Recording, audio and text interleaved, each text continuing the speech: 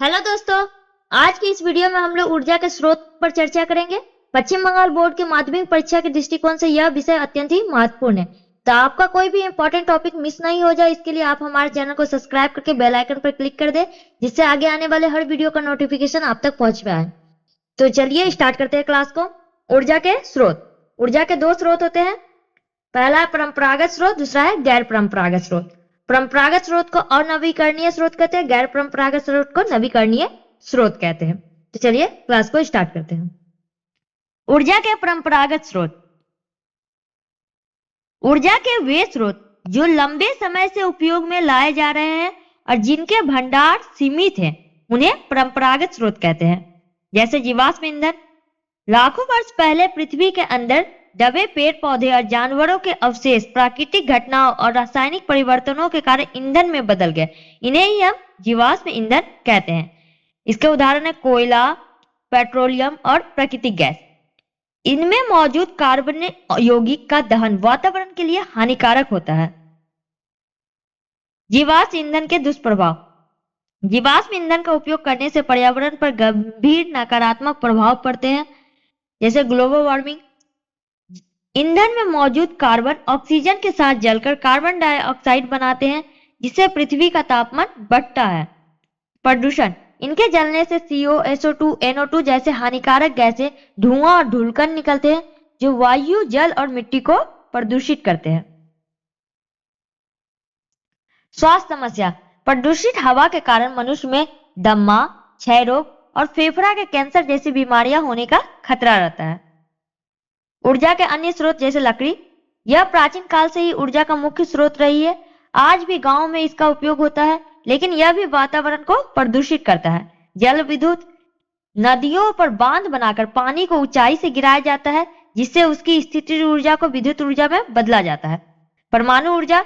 द्वितीय विश्व युद्ध के बाद इसका उपयोग बढ़ा। इसमें यूरेनियम और प्लूटोनियम जैसे भारी परमाणुओं को तोड़कर परमाणु विखंडन प्रक्रिया द्वारा अपार ऊर्जा प्राप्त की जाती है।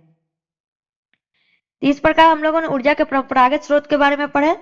ऊर्जा के परंपरागत स्रोत में जीवाश्म ईंधन, लकड़ी, जल विद्युत, परमाणु ऊर्जा ये सब शामिल होते हैं। अब चलिए इससे संबंधित MCQ टाइप के प्रश्न उत्तर करते हैं। ऊर्जा के परंपरागत स्रोत कौन कौन से होते हैं? जिनका उपयोग हाल में शुरू हुआ है, जिनके भंडार असीमित है, जिनका उपयोग लंबे समय से होता आ रहा है, जो प्रदूषण नहीं करते। तो ऊर्जा का परंपरागत स्रोत जिनका उपयोग लंबे समय से होता आ रहा है।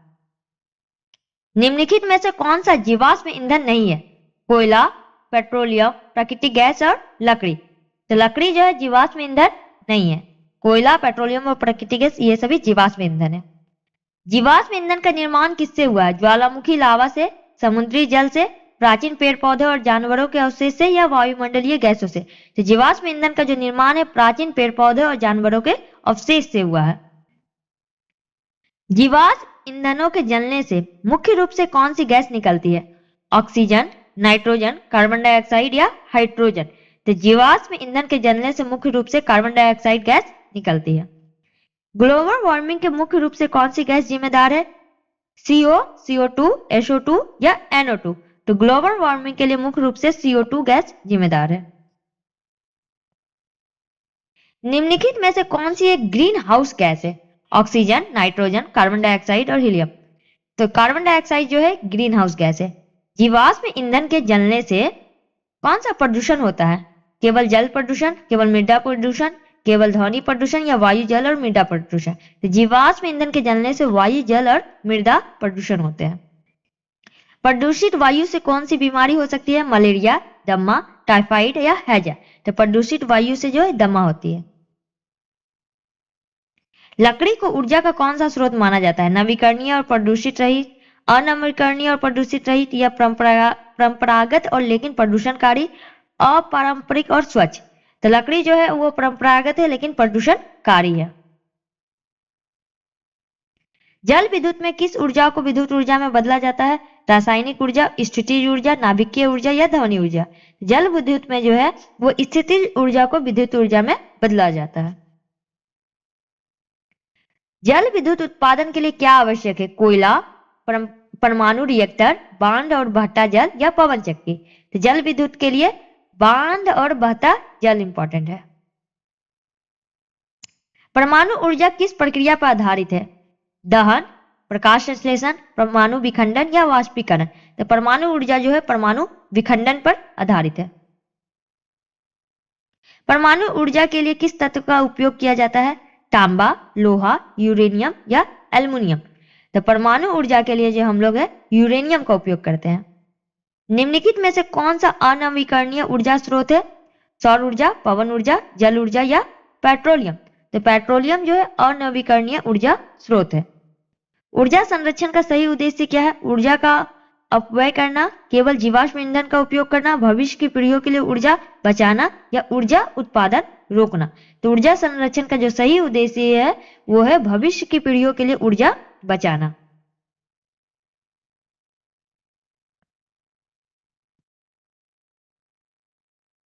गैर परंपरागत ऊर्जा के स्रोत, ये वे स्रोत हैं जिनका उपयोग हम हाल के वर्षों में अधिक करने लगे हैं क्योंकि ये प्रदूषण कम फैलाते हैं और कभी खत्म नहीं होते हैं।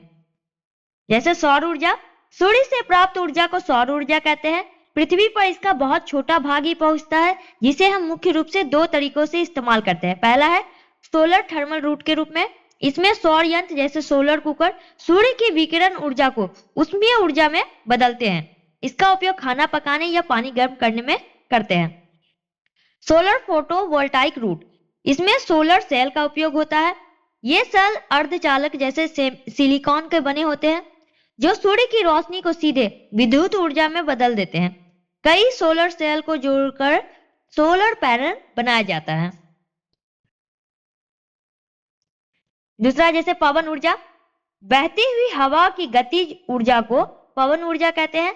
पवन चक्की के बड़े पंखे जब हवा से घूमते हैं तो उनकी यांत्रिक ऊर्जा का उपयोग टरबाइन चलाकर बिजली पैदा करने में किया जाता है। पुराने समय में इसका उपयोग अनाज पीसने या कुआं से पानी निकालने में होता था।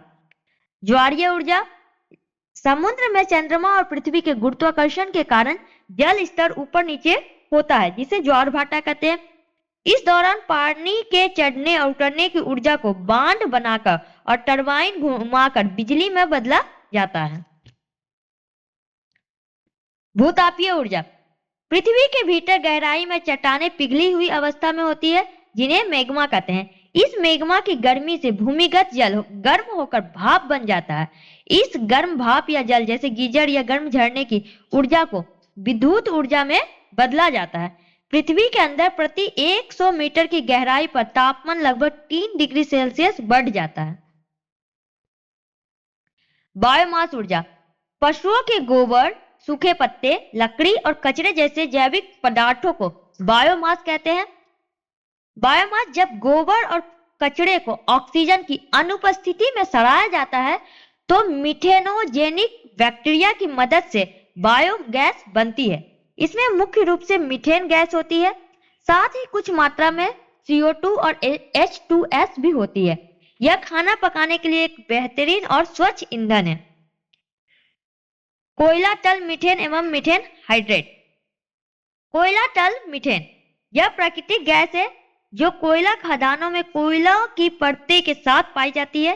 पहले इसे व्यर्थ समझकर छोड़ दिया जाता था पर अब इसे ऊर्जा के रूप में इकट्ठा किया जा रहा है। मीथेन हाइड्रेट, इसे ज्वलनशील बर्फ भी कहा जाता है। यह आर्कटिक के बर्फीले क्षेत्रों और समुद्र की गहराई में बर्फ के रूप में जमी मीथेन गैस है।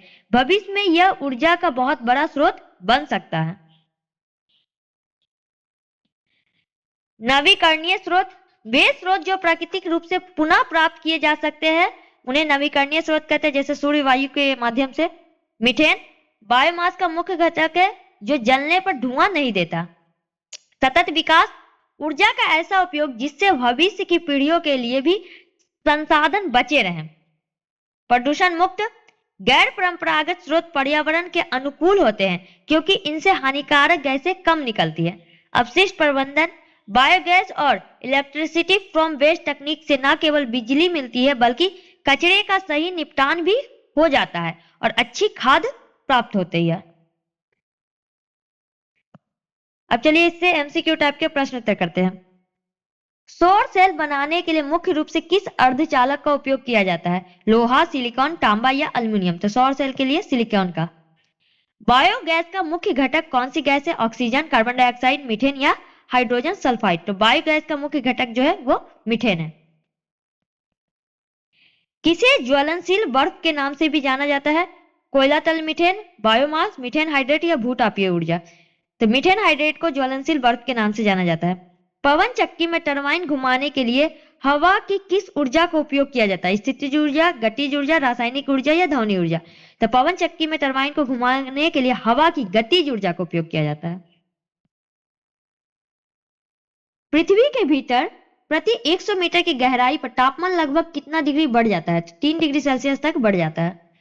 सोलर कुकर सूर्य की विकिरण ऊर्जा को किस ऊर्जा में बदल देता है? विद्युतीय ऊर्जा, उष्मीय ऊर्जा, परमाणु ऊर्जा या ध्वनि ऊर्जा। तो सोलर कुकर जो है सूर्य की विकिरण ऊर्जा को उष्मीय ऊर्जा में बदल देता है। ज्वारीय ऊर्जा उत्पन्न होने का मुख्य कारण क्या है? पृथ्वी का घूमना, समुद्री लहरें, चंद्रमा और पृथ्वी का गुरुत्वाकर्षण या भारी वर्षा। तो ज्वारीय ऊर्जा उत्पन्न करने का मुख्य कारण जो चंद्रमा और पृथ्वी का गुरुत्वाकर्षण।